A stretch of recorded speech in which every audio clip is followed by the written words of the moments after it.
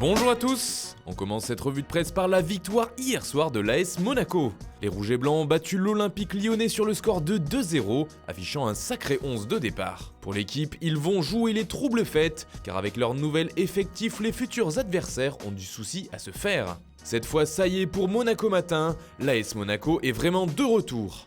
Mais du côté du progrès, on regarde plutôt la performance des Gaunes, et le journal ne fait pas dans la dentelle ce lundi. L'OL a eu tout faux face à Monaco.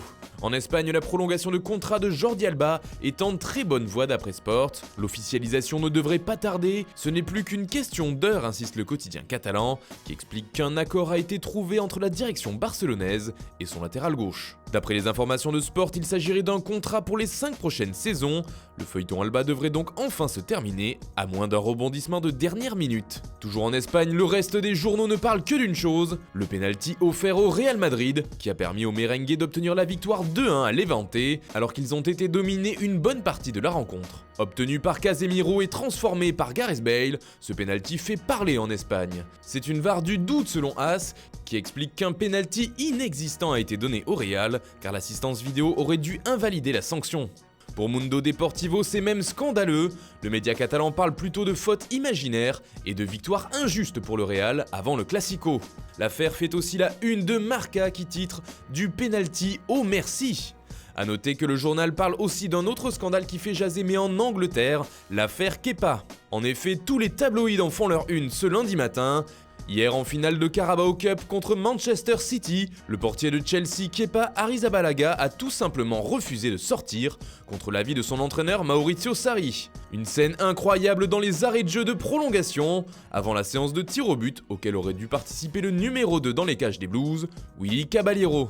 Pour le Guardian, c'est l'anarchie à Chelsea, un point de vue qui semble être partagé par le reste de la presse anglaise. Révoltant, titre le Daily Mirror.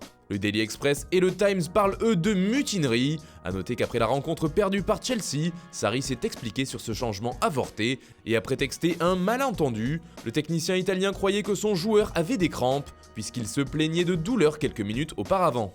On part maintenant en Italie où une autre polémique a explosé hier, lors du match entre l'Inter et la Fiorentina qui s'est terminé sur le score de 3-3. Comme avec le Real, c'est une erreur d'arbitrage en toute fin de match qui est pointée du doigt dans la presse. L'Inter est dans une abysse de colère d'après la Gazzetta dello Sport, qui fait dans le jeu de mots avec le nom de l'arbitre de la rencontre, Rosario Abisso. Ce dernier a également accordé un penalty en toute fin de match, après avoir vu l'action à l'aide de la VAR. Un but inscrit après 11 minutes d'arrêt de jeu qui a fait jaser en Italie. Et enfin, toujours dans la presse transalpine, la performance de Paulo Dybala est saluée, notamment par le Corriere dello Sport. L'attaquant argentin a offert la victoire à la Juventus contre Bologne en inscrivant le seul but du match en sortant du banc. Et puis est entrée Dybala, titre le journal, selon qui ce n'était pas la meilleure Juve, mais elle gagne grâce à son remplaçant. Tuttosport aussi a tenu à saluer le héros de la vieille dame à sa manière. Le quotidien appelle Dybala la vitamine D de la Juve.